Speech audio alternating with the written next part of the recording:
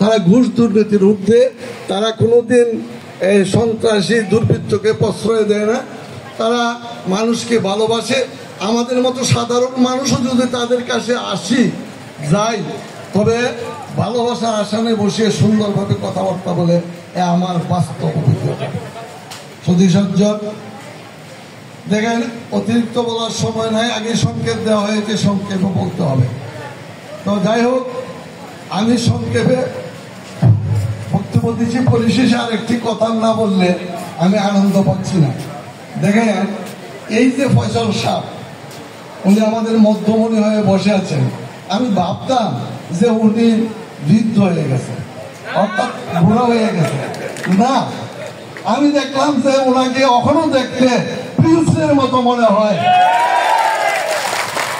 আমি পরিশেষে ওনার স্বাস্থ্য, সুস্থতা এবং দীর্ঘায়ু কামনা করে পরম করুণাময়ের নিকট তাহার এই প্রার্থনা করে আজকের মতো আমার বক্তব্য এখানে শেষ করলাম। সবার মঙ্গল হোক। ধন্যবাদ। এ পর্যায়ে বক্তব্য রাখার জন্য অনুরোধ জানাচ্ছি জনাব মোহাম্মদ রজব আলী, ভারপ্রাপ্ত প্রধান শিক্ষক, আদাউল লোকনাথ উচ্চ বিদ্যালয়।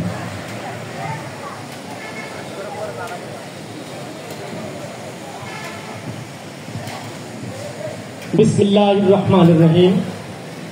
আজকে শিক্ষাবৃত্তি প্রদান আয়োজনের সম্মানিত সভাপতি, অনুষ্ঠানের মহানায়ক আলহাজ এস.এম. ফয়সাল সাহেব, বিশেষ অতিথি শাহজাহান সাহেব, ইশতিয়াক সাহেব, মঞ্চে উপবিষ্ট অতিথিবৃন্দ,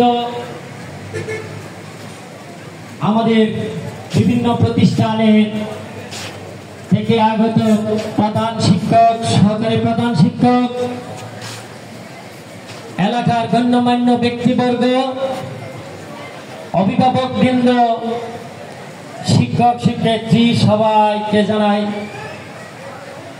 আসসালামু আলাইকুম। সবার প্রতি আমার সালাম রইল। আমি আজকে অভিভূত এই অনুষ্ঠানে এসে